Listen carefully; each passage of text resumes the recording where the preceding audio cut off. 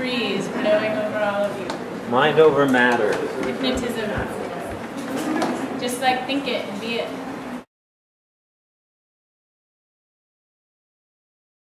Thanks for coming. Today we're going to be talking about animal power, which is very evocative, 2 words put together in one little compact sentence. We've been talking a lot about power in this series, where it comes from, how we get it, how we use it over people, how we kind of combat with it, how we get it taken away, right? Where we can center with it. We're going to be talking about centers again today, so those of you guys that weren't at the center lecture, too bad. I'll try and fill you in a little bit. So today, the idea of animal power means that there is a power source that's generated from different animal forms, right? Everything on the earth and in the universe has its own frequency of power, force, chi, right? That's like, if you get this disease, this medicine has the right energy or power to cure that disease, right? It's all force, counter force, and animals are no exception. So familiarizing yourself with what kind of energy does that animal have, that's what kind of power it's going to engender, right? So then it becomes like math, right? You think this animal has that power, it all becomes Wizard of Oz, right? Okay, lion is sick, so what does lion need? He needs courage, because that power is the power that the lion has, right? So now it's just poison cure type of thing. So if you guys want to understand animal power, you need to just understand what is the force affiliated with that particular form. So it's all going to be form and function today.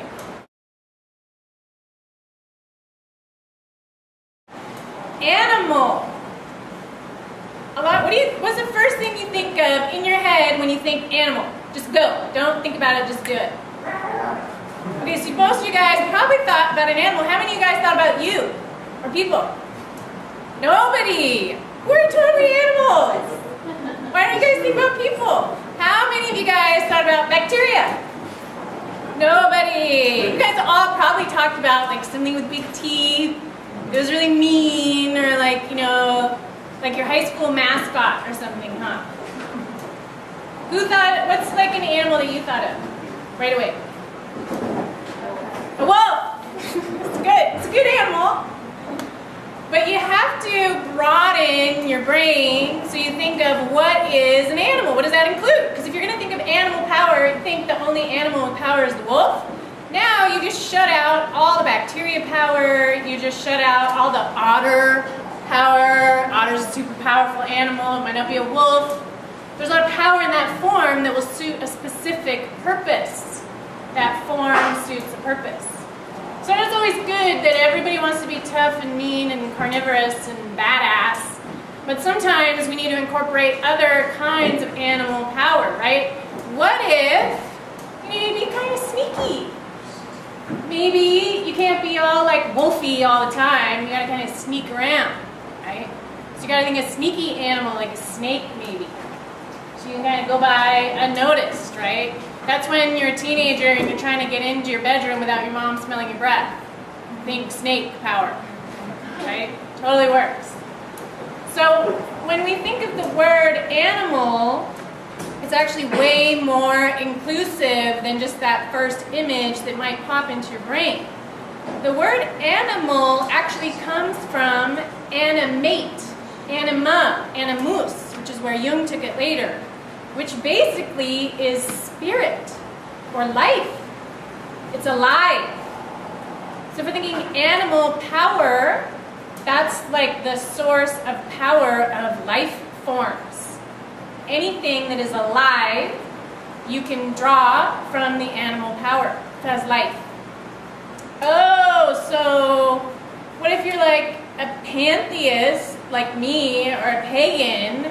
Everything's alive now, right? Suddenly, all animal power then includes everything in the universe. So you cannot just be a wolf, right? Now you could be a tree, because a tree is alive and has a spirit, right? So I think a big thing that happens when you go to shape-shifting lectures and people that talk about shapeshifters, except for me, of course, is that they only will talk about like werewolves or vampires or like boring things like that. What about like changing into bugs or mountains or trees or stuff like that, you know? So we're gonna like push the limits of your brain a little bit to try and think about what shape-shifting possibilities are and what that includes. So if you think about an animal as something having life, well, okay, now we're in this whole big to-do-ty of what is alive. What do you guys think is alive? Scientists don't really know. They have a real bugger of a time figuring that out, right? First of all, they figured out that they thought they had it, and then they're like, oh, viruses. Viruses are so weird, they don't really fit into other categories that we think is alive, so now we have to change it to something that can contain data and reproduce itself, right? And then, oh, mad cow disease, shoot. It's just a strand of protein. There isn't even like little legs on it like a lot of the viruses have or anything. It's just like a couple proteins stuck together. And those contain information and reproduce in a conscious manner. Oh, photons. Uh-oh. Those behave with conscious action as well. Now you start getting into trouble. And then you start looking at rocks. What do you guys think about rocks? Not alive? Uh-oh. Crystals contain information and reproduce themselves. They're as alive as a virus. According to the scientific definition of life, a crystal is as alive as a virus. And just as penetrable. You guys have crystal in your body. DNA is liquid crystal. Is that alive? That's an animal power.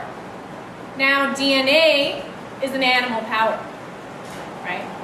Because it's alive. So that's something you can shape-shift into your DNA. Freaky, right? You didn't think about doing that. Everybody just wants to be a werewolf, right? But if you can shape-shift into your DNA. Oh, okay. Now you're getting into some yogi business, okay? So I think a lot of the limitations on shape-shifting comes from pop culture and those kind of conceptions. And if you guys want to know where those come from, most of them are from Greece, right? Was the biggest progenitor of shape-shifting ideas. And you know, it's really hilarious because you guys know the reason most shape-shifting happened, like in Greek mythology, like, you know, like Zeus would change into the swan or change in all these forms. You guys know what it was? So they could have sex with the humans? Sex! It's for sexy time. And animals, too. Not just with people. All sexy time, shape-shifting, right? Or they would try to get away from people trying to have sex with them. But people are animals to go. Exactly. So the nymphs would shapeshift to get away from Zeus trying to have sex with them, who shapeshifted into something else to trick them so he could have sex with them. So it all becomes this tangled web of pursuit where everyone's changing their form to avoid or engage in reproduction. Right? Welcome to animation. Pretty funny. Like the big book on this, if you guys want to read about it, is called Metamorphosis by Ovid. It's pretty widely available. You can get it on Amazon for like hardly any money. You can probably get it for like $3. And the whole thing tells all the stories of how the gods would shapeshift and what they would turn into. And speaking of trees, there was like the famous story of the laurel, which was a nymph who was trying to get away from these satyrs that were trying to rape her. She just turned into a tree. So now she's like, hey, you can't catch me. Because what are you going to do with a tree, right? And a lot of those stories are about trickery, deception. It's like a sexy detective novel or a film noir thing or something. They either want to kill something or they want to reproduce when you shapeshift, right? So if you look at some of the stories too, they not only change into other animals, but they'll change into other people, right? and other sexes. Zeus would change into a woman to get closer to a chick so that he could be in her bedroom while she's in there changing, and then he would like quick change again so he could have sex with her. Sneaky, right? Or there's stories of Loki. There's some great stories of Loki where he changes into a woman because he falls in love with a man. He has sex with a man and then he gets pregnant and he has a baby while he's a woman.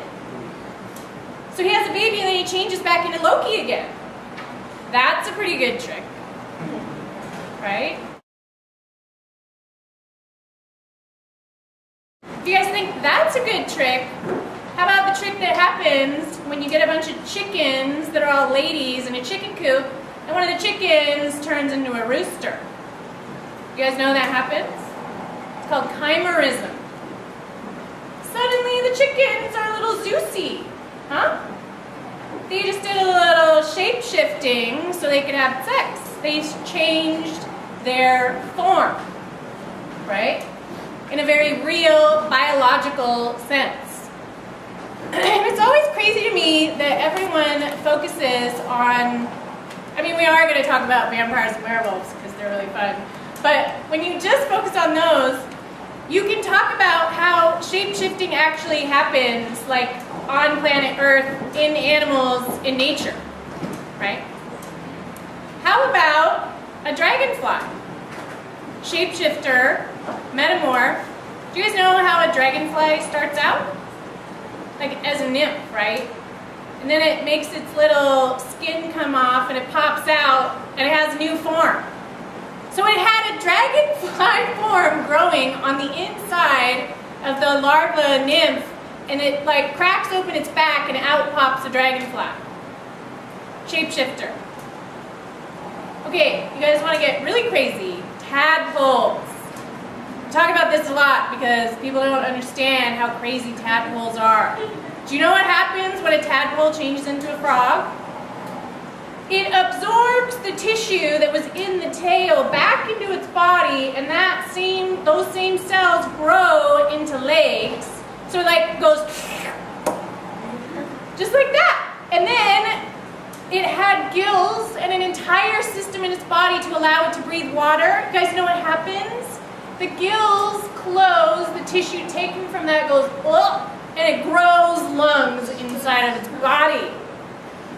Like just grows a different organ system to allow it to breathe air instead of water. Pretty weird.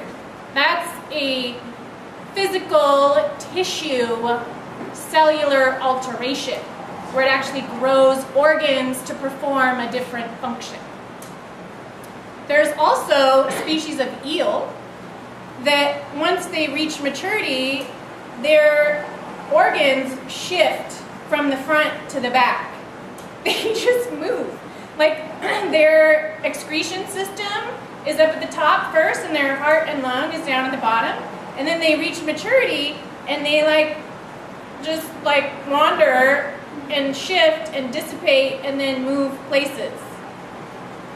Inside the body, that's like if you can imagine your heart and reproductive system changing places, which I think kind of happens pretty often to a lot of people. But it would be like if they just switcheroo and kind of change in your body, physically, palpably, within your flesh, right?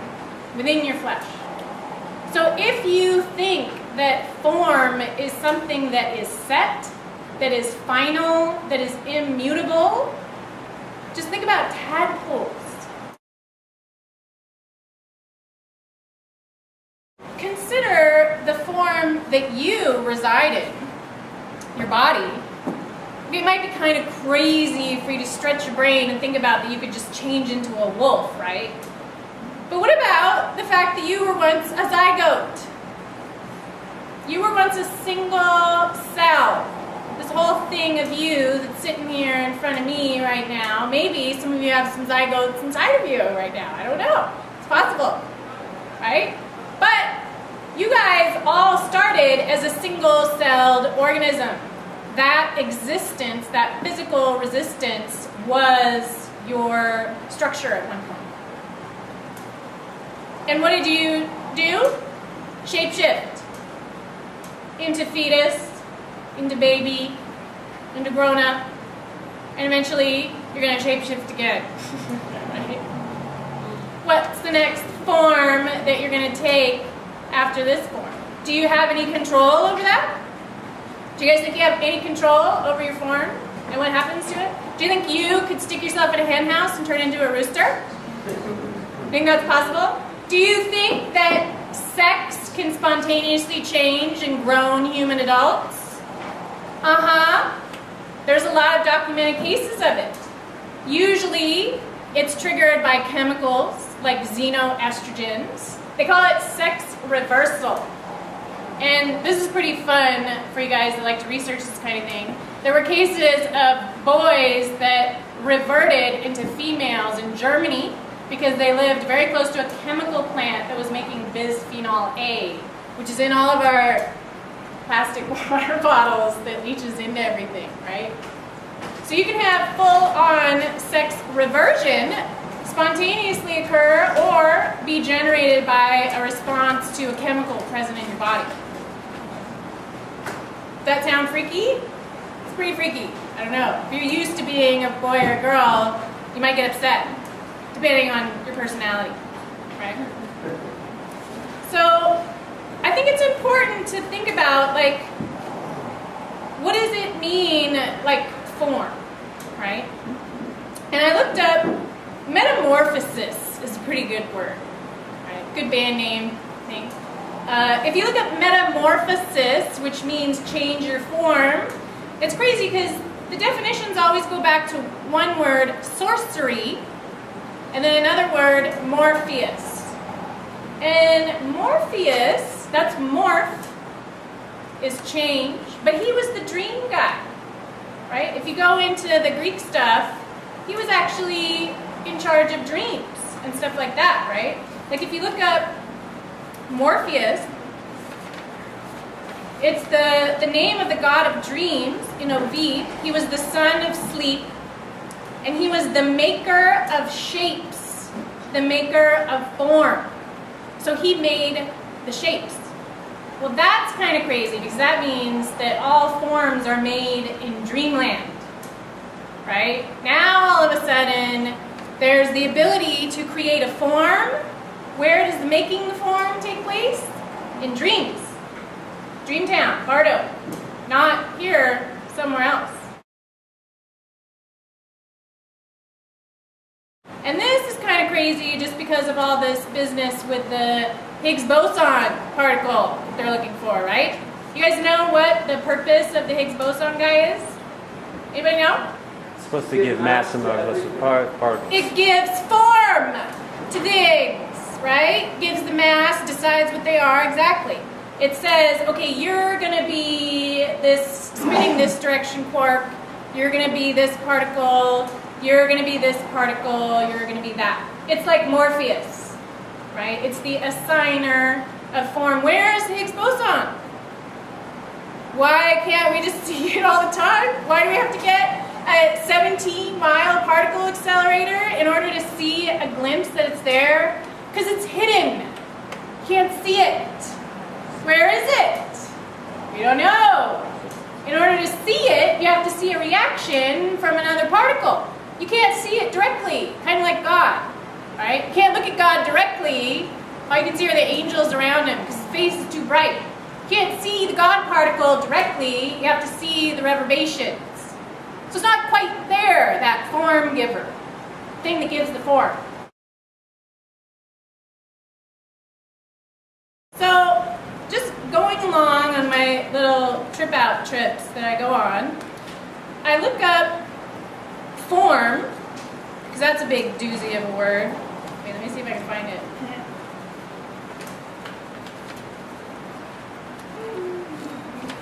Oh, okay, here we go. So if you look at the word form, it gets really frustrating, because you know what they say in the etymology dictionaries? Of unknown origin. We don't know where form comes from. Maybe it's from the Higgs boson, but you can't see it. You don't know. You can't even know where the word form comes from. That was messed up. But so instead what they'll do is they'll give you a couple other words for what form means. And one of the other ones was very interesting. Contour. Contour. You guys know what contour means? The outline of a circle. Like the circumference of it. What goes around. Right? What goes around the outside in a circle. Right? So the form then becomes like the outline. Right? But what's in the middle? And how does that form keep its shape? Right? That's the big question that you get into. And how do you change it? When you look up metamorphosis, like I said, the other word they use to describe it is sorcery. Sorcery, good word, right? You guys know what else means sorcery? Pharmacy. I love that. Pharmacy actually means sorcery. So whenever you go get drugs, you're actually eating sorcery. It's true. I love telling doctors that because they need to remember. So a sorcerer, if you look at the word sorcery, it's someone who can change fate. Someone who changes destiny. What? That's Higgs boson territory. How do you change destiny? That's God, right? People can't interfere with the fate business, right? Because that's set like a form. Well, the sorcerer is the one that can alter destiny, alter fate, alter form, change the shapes of things. And look at a perfect example of that would be alchemy, right? What happens in alchemy? They change lead into gold. They are shapeshifters. They just shifted the shape of lead and made it gold. Why? Because anima, everything is animated. That includes lead, that includes gold. They're just as good as wolves. Just as much life there to change. So alchemy is another form of sorcery, a form of changing the shape that something is in. And guess what happens as soon as you change the shape that something's in? Now you're a sorcerer. So when you shapeshift, you just messed around with the Higgs boson particle. All the alchemists, they're stepping outside because the Higgs boson particle told the lead, you're lead. That's your deal, this go around, right? That's what you're gonna do, you're gonna be lead.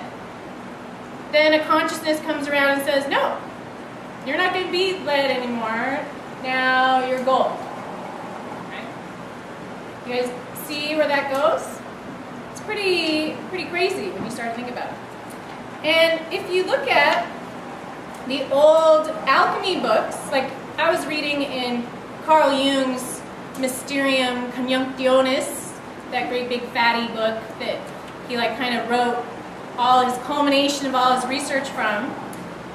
He talks about in alchemy, there's this thing that you can remove from stuff.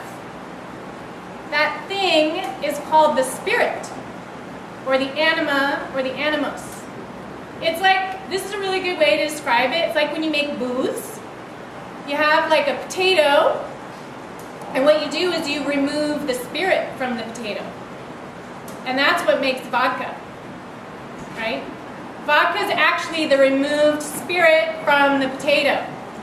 But the spirit is like some stuff, right? It's like good stuff. It's like thick, viscousy stuff, right? So it has its own properties in the spirit that you just took out of the potato. Well, you guys know that alcohol is in everything. Everything can have that condensed spirit be removed and kind of taken out, and then it's like this thing. And that's not necessarily stealing the soul from the thing, right? This is one of my favorite books on shapeshifting. It's called witches, werewolves, and fairies, and I'll pass it around so you guys can see it. It's written by this French professor, and he talks about one of the mechanisms that allows a shapeshifter to change its form is this thing called the double, the doppelganger, right? And the double is the spirit that has been removed, this like ectoplasm goo that comes out of the mouth and then goes into something else, right? So the actual body of the thing doesn't change, but the ectoplasm goo makes another form. This is actually how like old stories of vampires were, that the vampires would always be in their coffin, not just at night. And then they would open their mouth, and then their little ectoplasm goo would come out, and they would become the nightmare. And the nightmare would ride to you in your sleep, and it would suck out all your blood. Right? You guys know this? This is actually in the Jewish folklore. There's a good book by Joshua Trachtenberg called Jewish Folklore and Superstition, where he talks about the nightmare, the mare. They're also called the estri. Estri is also where we get estrus, like menstruation, blood. Women with blood. Right? So they would lie there, and their little goo would come out, and they would come and drink your blood, and then it would go and get back into their bodies. You guys know what they would do with vampires? If you go and unearth coffins, it's on Google too if you look it up, they would shove a brick into their mouth. So they couldn't let the soul get back in. You know what they would do? They would go and watch and see the goo go out, and then they'd shove the mouth closed so the goo couldn't get back in. And then the vampire dies. The stake the heart stuff came later. The way that you would kill the shapeshifter, you cover its mouth so it can't get back in. Because your spirit comes in and out through your mouth, right? Like in the Bible, you guys know when the Holy Spirit comes down to breathe life into Adam, what does it do? It gives him a little smooch, a little kiss, just blows it into his mouth. And that's where his spirit goes. You guys know about the last breath? When you take your last breath, you guys ever seen anyone take their last breath? You can feel it goes out through the mouth. That's where it goes. So it comes with the breath. And it goes out. And that always kind of reminds me of the Beastmaster contingency, which the other kind of way that people shapeshift is you go into the animals, right? You don't like turn into an animal. You actually send your consciousness into the already existing animal. Like you guys have all seen Beastmaster, right? Anybody not seen Beastmaster? Oh, come on. Okay, it's really good. You should see it. So in Beastmaster, he puts his consciousness into the tiger, and then he can see with the tiger's eyes, and he can go where the tiger goes. And this is the concept of the familiar. You guys know like the familiar, the witch's familiar? She puts her goo into the cat, and then she can go be the cat and go wherever she wants. And her consciousness drives the cat's behavior. She'll go spy on whatever boyfriend that she wants to get together with, or her nemesis, or whatever witchy poo thing she was trying to do. And then the cat will come back, and the goo will come back out of its mouth, and then go back in the witch's mouth. Right? It's sexy, right? It's a goo transfer, right? And the consciousness goes with the goo. And this is written about in the yogic material too, like in the Siddha literature.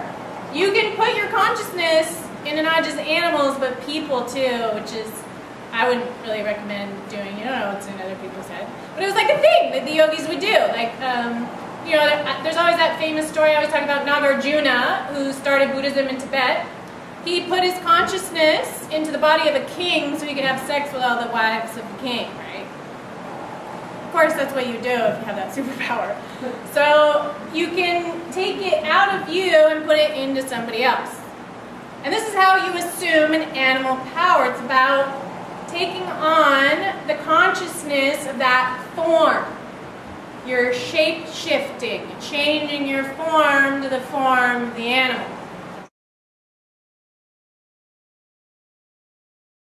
The other way that you can do this, if you don't want to kind of instigate the ectoplasm on that kind of level, is you can do it like how the Norwegian shamans would do. They were called the berserkers. Okay? The berserker meant bear shirt. And they would just use their minds instead of the goo. They would put on the form of the bear, they would skin a bear, and they would put on a bear skin, bear shirt. And now they were the bear. So they were using sympathy, empathy. If you want to be the thing, you just put on their skin. And now you're the thing, right? It's like walking a mile in a man's shoes. You want to be a bear, you put on some bear feet. Now you're a bear, right? And there's that famous story of that one werewolf guy in England. This was like in the 1800s. Peter, I can't remember his name. It was like Peter Lagrasse or something. And he was a cannibal who would eat children. They kept finding all these children with like their intestines eaten. And they finally found out that it was this guy, but all of the villagers reported that they saw a wolf doing it. They saw a wolf eating the children. But in fact, it was just this guy who was wearing a belt that was made out of wolf skin. Right? So he, like, essentially was like a berserker. He had hypnotized everybody into thinking that he was like a wolf. What? Magic. Magic. He had changed his form through sympathy so effectively that the villagers actually saw a wolf, even though it was just him. Or was it? I don't know. But that concept that if you can trick someone into thinking you're something because you're thinking of it so hard that it'll actually make you the thing, that works really good. You can try it. Like if somebody is pissing you off and you want them to leave, try thinking about being a really scary wolf. While they're sitting there talking to you, you're going to go, I am a big bad wolf in your head, and you just think about it, and you think about it, and then you turn into a wolf. And as they're talking to you, you're going to start getting a little uncomfortable, and they're going to kind of like swivel around, and then they'll probably just leave. Right? So that's how you can assume the power of that form and implement it. Now, you don't just have to do it if you're like a Viking berserker and you're going into war, or you're trying to get some creep to leave you alone so you turn into a wolf. You can actually use it for getting through all kinds of things, right? There was, if you're going through a traumatic event, if you're going through death, if you're going through disease, if you're going through, you name it. You know, you can assume a form of power that will instigate or trigger that within you, right? An example, my friend who her baby passed away while she was pregnant, so she had to give birth to a dead baby, which I don't know if you can imagine, that's like the gnarliest thing ever probably. So I gave her a meditation to think about while she was undergoing it, to imagine a Pegasus over her to help take the birth and make it go, right? And because she had that to concentrate on and envision, she was able to get through the process without like losing her mind. Because what happens when you have to do messed up stuff, you're going to lose your mind, right? If you're in the middle of a traumatic situation and you don't have the capacity to deal with it, you're going to go crazy. But there's an animal that can handle a traumatic situation. And if you can assume the power of that animal that can handle that situation, suddenly you're not only not going to go crazy, you're going to be able to go through it really awesomely. Right? So it's about using the power to do stuff that you're confronted with. And you can call on those powers when they get instigated. Right? So how do you do that? How are you going to muster that up? And I get asked a lot, like, how do I know what my spirit animal is? Or how do I know how to find my animal guide?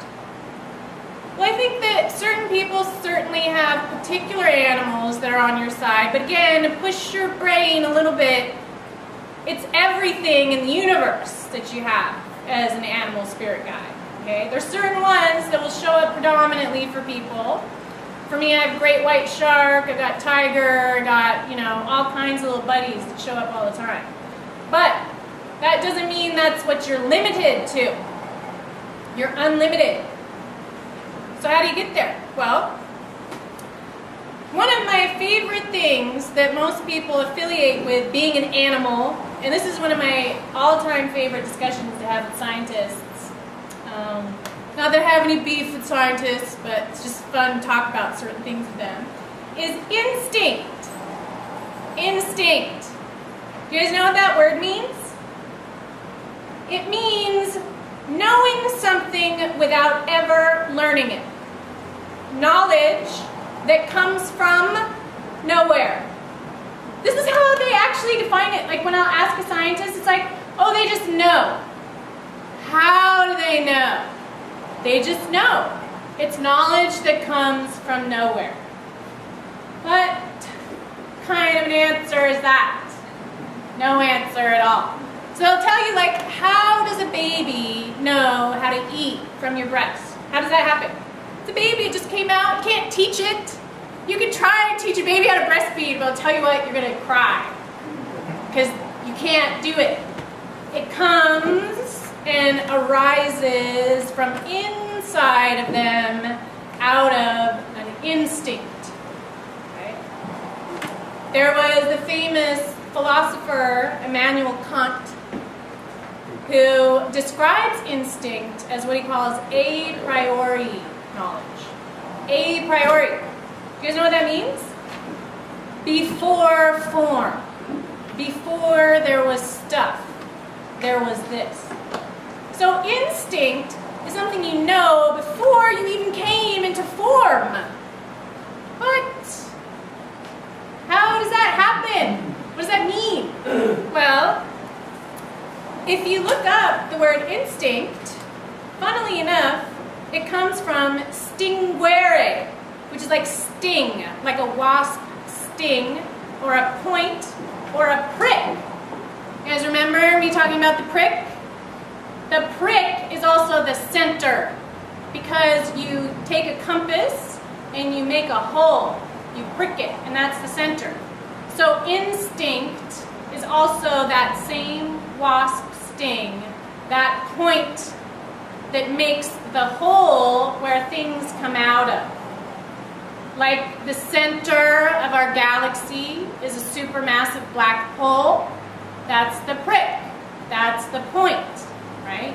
The center of your body is your belly button, where you first started, where all the life came in. That's the center. That's the prick. That's the point, right? So instinct comes from that same prick, that same point, that same black hole, your origin, the big cosmic vagina business. That's where instinct comes from and is, right? And this was so crazy because I know I talk about zygotes a lot because I think it's important for people to remember that they were zygotes, you know? Because especially when you think about shapeshifting, that's what you were once. You should have a little picture, look at it. It's freaky. So I look up zygote, and the word zygote means linked or joined together. Yoke. Yoke. You guys know what other word means yoke? Yoga. Yoga. Yoke, joined together, link. Come together. I was like, how does zygote mean yoga? And then I was looking at it, and it says, see jugular. Jugular? Okay, jugular, I look up, and it means inguere, to join, unite, or yoke. Right? Come together, because your jugulars, they come down together and join in that little point down there, right? But this was weird because I went from instinct to jugular, which the way every scientist talks about instinct is a tiger goes for your jugular veins. That is the instinct of an animal, is to go for the yoga. right? That's what it does. It goes to the connecting point. Because okay, you're a baby tiger, you just came on the earth, you never saw, they've even done this where they raise tigers like in captivity, they've never seen their mama tiger kill anything, and they go right there on the jugular, on the yoga, and they rip it out. How do they know that? From the prick, from the point, from the instinct, right? It's not a learned behavior.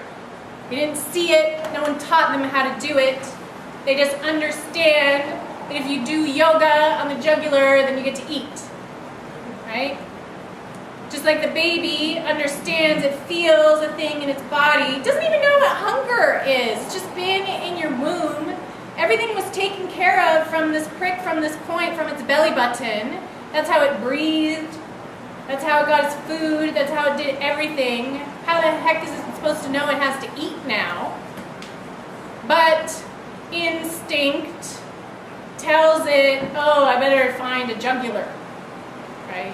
So I can eat. So then it goes and finds the jugular, right? And, I mean, I think if you can start to think about getting to your instinct, that's how you start drawing on your animal power. How many times have you guys felt instinct? Have any of you guys like had a feeling of instinct?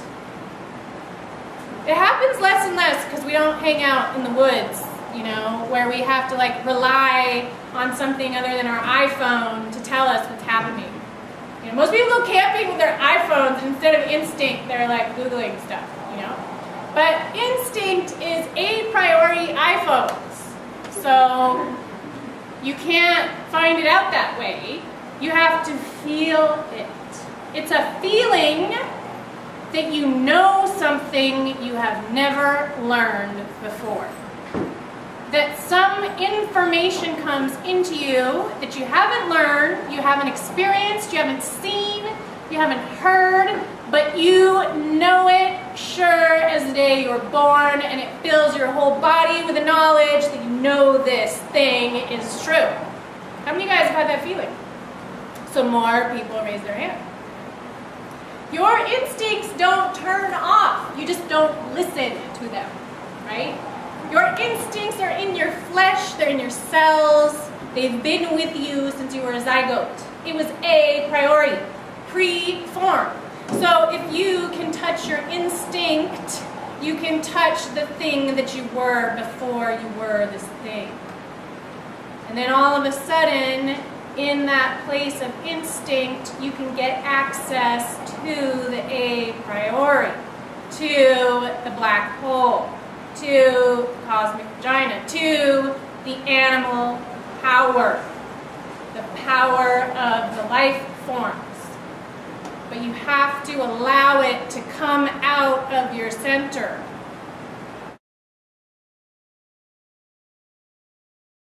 You guys know the word evolution, I always say too. Evolution does not mean you take something from outside and put it in. Like, people think that evolution happens because they learn something from outside and then it goes, right? And certainly that can happen. But the word evolution means inside turns out, right? Like a revolution on a record. Evolution means the inside point comes to the outside. So it's like the point, the prick goes inside out, and you can like get into where it's at because it flips open for a second. And that's what evolution is. When your instinct goes outstinct, right? That's like a Dr. Seuss book or something. But when you can outstinct, you have an evolution. Because now what was inside you in that formless spot in your belly button can now find expression through your form, but connected to the place of formlessness, right? So when you evolve, it's actually when the a priori instinct that was already in there comes out. And you can use it for stuff, to do stuff, right? To make stuff, to help people, to figure stuff out, to help your kids, to help your mom, heal people, right? And if you look at the traditional stories of shapeshifters, they're not usually such good people, right? They're kind of monsters. They're cannibals, actually. Who are the shapeshifters you guys know about? Vampires, werewolves, the novel. What? Reptilians. George Bush. All those fun guys that we like to read about, but what are those guys doing? Well, first of all, they're immortal. They don't die. What? Oh, they went to the a priori. So they don't die anymore. But they also have to drink blood so they don't die, right? Now, that's like being an alcoholic. Because, do you guys know where your spirit is in your body? Where your goo, your spirit goo lives? Do you guys know this? Your heart and your blood. The blood is the life, right? What's the big taboo in the Bible? No eating blood. Kosher meat, you guys know how they make it? Slit the throat, drain the blood. If you eat an animal where the blood is still in it, bad news bears. No can do. No eating blood allowed, so saith God. Right? If you eat blood, you get super bad time when you die. What do all these immortals do? They eat blood because they're eating your spirit goo, which is in your heart. What do you, your spirit lives in your heart. What do you always see, like those power guys, what do? They rip your heart out of your chest and then they eat it. Right?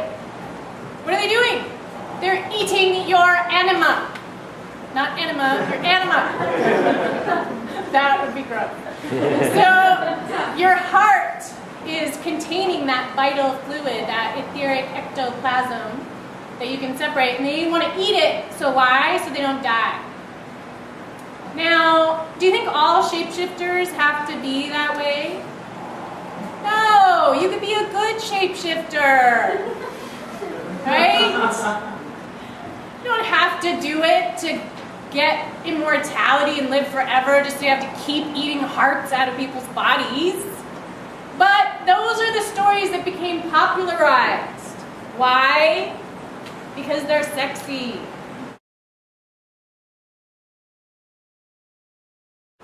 But it's interesting because there is a tie-in to the whole a priori. Because you guys know, this is something not a lot of people know that I always like to mention. Vampires and werewolves. The vampire was a woman. As I said before, they were the nightmare, the estry, the estrus, the menstruation. That comes from Lilith. The first vampire was Lilith and the Lilin. They called them the Lilin in Judaism, and they were these vampiric women. All vampires were women, and all werewolves were men. All of them. Until Dracula. Dracula, first dude vampire. How that happened, I don't know. Maybe Bram Stoker thought it was lame that all the vampires had to be women. But there's a separation, bless you, between the sexes there. Why would that be that men were not vampires? They were always werewolves. Why is that? The women that were vampires came specifically from Lilith. And you guys know about Lilith? It's getting popular these days with kids to talk about Lilith. You know, Kabbalah is like on Wikipedia, so you can find that out pretty easy. But Lilith was, you know, Adam's first wife. And she was the one that didn't have children with him. Eve had the children with him. Right? What happened to Lilith? Where'd she go? Cast out. Cast out. Bad girl. No giving babies. We don't want you around. You won't be subservient. Get out. So she leaves. she ends up making demon children, right? Through giving Adam naughty dreams. This is how it goes. She becomes a blood eater, and that's how she gets her immortality. She could still be around, who knows? Maybe she's hanging out at the Dome on the Rock, right? Look for a red-haired chick over at Dome on the Rock. Could be Lilith, we don't know.